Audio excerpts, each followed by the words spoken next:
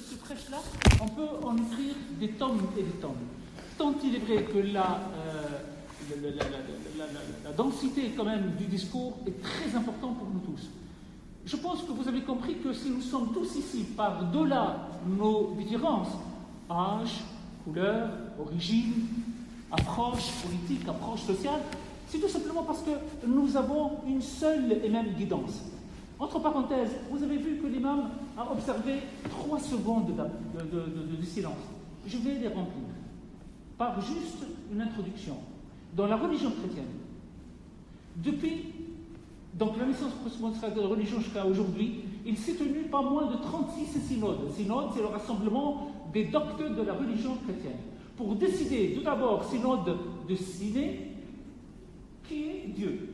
On a décidé que c'est Marie. Ensuite, on a décidé que c'est Jésus, le Fils de Dieu. Ensuite, c'est Jésus et Dieu, et ainsi de suite. Vous voyez très bien qu'ici, qui alimente la religion? C'est l'homme. C'est les chrétiens eux-mêmes qui alimentent la religion. Qu'en est-il dans la religion musulmane? Est-ce qu'il s'agit de la même chose? Il en est autrement. Et tout simplement pour vous dire qu'ici, nous avons ce qu'on appelle la religion de l'haq, c'est-à-dire la vérité véridique, authentique, profonde, c'est l'islam. Ainsi, pour guider les gens, la religion d'Allah subhanahu wa ta'ala, donc l'islam, fut révélée avec preuve claire, montrant la bonne direction et permettant le discernement. Qui dit discernement, dit réflexion, ce qui n'existe pas ailleurs. C'est la voie de la droiture.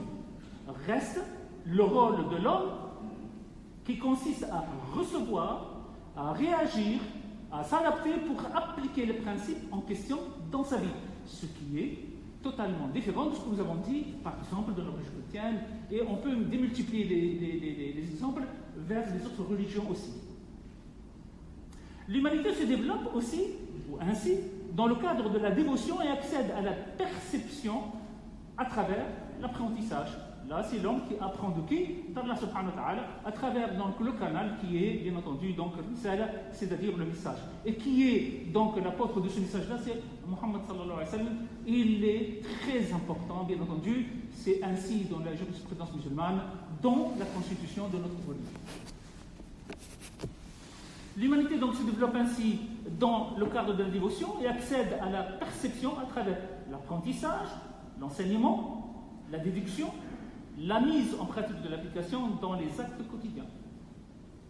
En se référant et en adorant, l'humanité demeurera ainsi perpétuellement dans le développement, une évolution guidée par la religion d'Allah, c'est-à-dire par l'islam lui-même, par la législation donc musulmane. La source de la religion est la même que celle qui a créé l'homme, c'est-à-dire finalement que la religion que nous pratiquons est la même que celui qui a légiféré, celui qui l'a tout simplement révélé. C'est le créateur, le concepteur, qui connaît la nature de l'homme et les besoins de sa vie en mutation spatio-temporelle.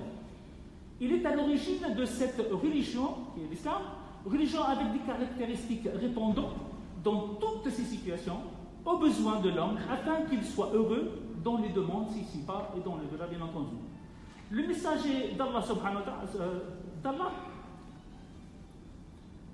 dit: je vous ai laissé 2 points, 2 éléments. Si vous les maintenez, vous ne vous égarerez jamais. Le livre d'Allah, c'est-à-dire donc Kitab Allah, le Coran, et la Sunna de son messager. Donc, Mu'tamad. Allah s'est adressé donc à son prophète, sallallahu alayhi wa sallam, et dit: et nous vous avons fait descendre ou révéler sur toi le livre, comme un exposé explicite de toutes choses, ainsi qu'un guide, une grâce et une bonne annonce aux musulmans. Et s'est adressé aussi à son peuple et dit: ne leur suffit-il donc point que nous ayons fait descendre sur toi le livre qu'il leur soit récité? Il y a assurément là une miséricorde et un rappel pour les gens qui croient. Et selon donc cette conception, nous pouvons en tirer 4 points simples, clairs, nets, qui dérivent justement de la conception qu'Allah nous a tout simplement révélée.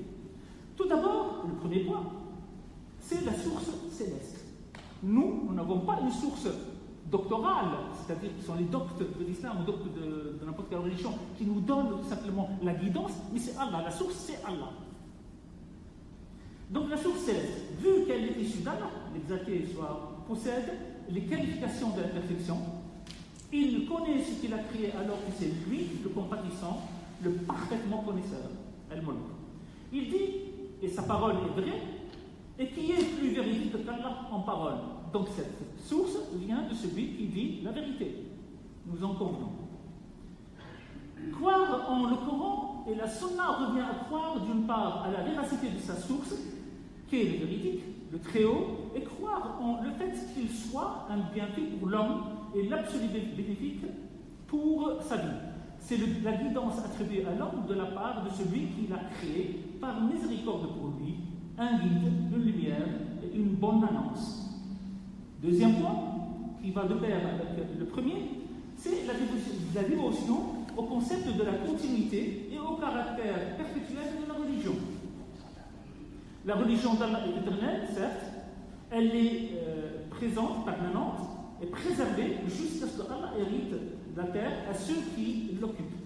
Donc, cette vérité, puisqu'elle est issue de celui qui a légiféré, donc elle est exempte de toute erreur et elle va perdurer jusqu'à la fin du monde.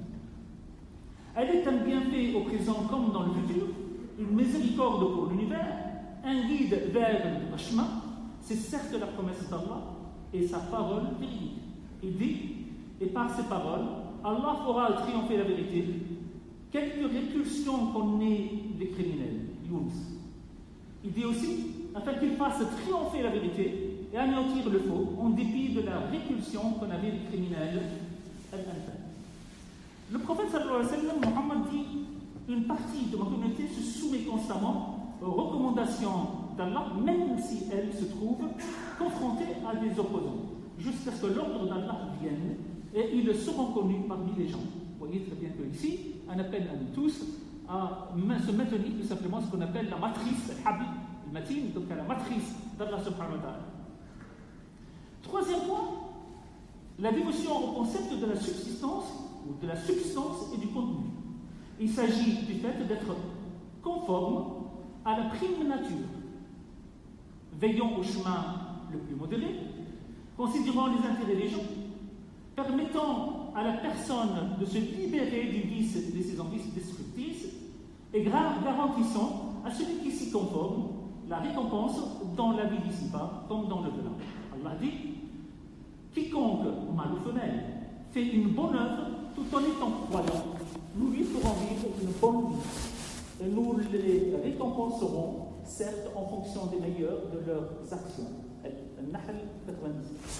Il dit aussi, la sanction d'une mauvaise action est une mauvaise action, une seule peine, identique. Mais quiconque pardonne et réforme, sa récompense incombe à Allah.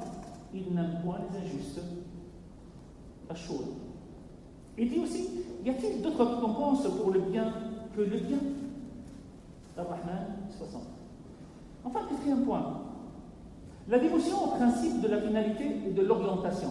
Je vous avais dit que c'est un approche qui nécessite quand même une analyse beaucoup plus profonde. Mais j'espère que vous avez compris que là, ce sont des points très importants à absorber, à étudier même tout seul. Donc, quatrième point, la dévotion au principe de la finalité et de l'orientation. Cela signifie quoi? La finalité est l'objectif escompté et la bonne relation avec Allah. Obtenir sa satisfaction, c'est là la finalité de l'islam. Et par conséquent, c'est la finalité de l'homme et son orientation, de son espoir, de son œuvre, de son endurance, dans cette vie.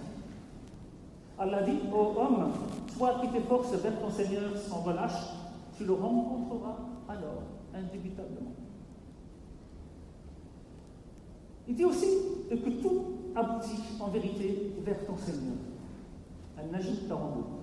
L'essence de la religion d'Allah ne vise qu'à libérer l'homme de son instinct et de lui libérer qu'il soit doté pour qu'il soit exclusivement serviteur d'Allah, seul, l'unique. Ainsi, il s'avère alors que la dévotion légale a beaucoup de bienfaits sur l'âme et la vie. L'homme récolte ses fruits dans ce monde ici-bas, ainsi que dans le-delà. On peut citer 3 points pour en finir. Le premier étant orienter l'homme vers sa prime nature qu'Allah a instaurée en lui. Une nature qui inspire la croyance en Allah, le Très Haut, le Créateur, l'exalté, et qui dit lui-même, dirige tout ton être vers la religion exclusivement pour Allah. Telle est la nature qu'Allah a originellement donnée aux hommes. Pas de changement à la création d'Allah. Voilà la religion de l'adorature, mais la plupart des gens ne savent pas. Et ici, pratiquement tous les philosophes andalous de l'islam disent nous œuvrons tous pour être le Mohammed de ton être, tant il est vrai, comme on avait dit dans le deuxième point, plus loin, que Mohammed est très important quand même dans la législation islamique. Deuxièmement, épargner l'âme humaine de tout conflit interne. De l'épargnement pour que sa seule préoccupation soit le fait d'œuvrer dans le cadre qui satisfait Allah. Ainsi, l'homme doit savoir par où commencer, vers où aller et avec qui marcher. Un proverbe arabe dit, si tu ne sais pas où tu vas, sache au moins d'où tu viens et d'où nous venons, c'est vers Allah subhanahu wa ta'ala. Et où nous allons, vers Allah subhanahu wa ta'ala. Troisième point, et pour finir, libérer l'homme à travers la spiritualité de sa mission à son ego, à ses passions malsaines, à ses vilains vices. L'homme spirituel, grâce à sa foi en Allah, au jour dernier, acquiert une position d'équilibre entre ses envies personnelles, ses exigences et sa religion, et ses passions qui le poussent, et entre ce que Allah lui a recommandé de faire, entre la jouissance. Cet équilibre, ou l'équilibrage, est en mesure de lui faire ôter les liens de la soumission, de la passion à ses envies, et de l'élever très haut. Celui qui n'aspire pas les hautes montagnes restera toute sa vie parmi les crevasses. Vers l'horizon de l'humanité libérée, il s'agit avec conscience, il le fait avec conscience et avec volonté. Que la bénédiction et la paix d'Allah soient sur